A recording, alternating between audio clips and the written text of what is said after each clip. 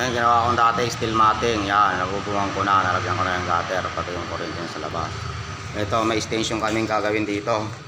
Papagawa sila yung kusina. Yan, tara, tingnan natin. Umpisa na namin kahapon. Ito yung ginawa namin dati, oh. Yan, tapos ko na to. Oh, steel matting siya. Yan, punta natin to.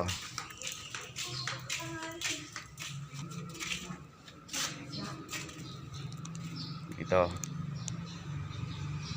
Yan. Tratrasis tayo dito mga loads. Yan. Yan. Tatrasisan natin yan.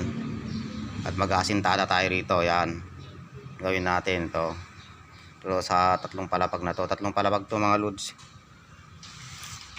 Yan. Yan. Sinisinsil pa namin yan, oh.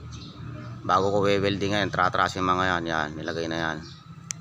Yan. Tatlong palapag to. Yan. Mga loads. Yan. Abangan niyo pag ano, i-update ko kayo kung paano matatapos na namin to. Lagi ko i-update dito sa gagawin namin dito. Ito, pinaka ano to, kusina, gawin pinaka kusina to mga kaibigan. Yan. Yan. Yan. Nagawa ng ano, kusina. Yan, tratrasis ko pa yan, yan sa taas na yan. Yan. Ito, natapos na namin nagawa to.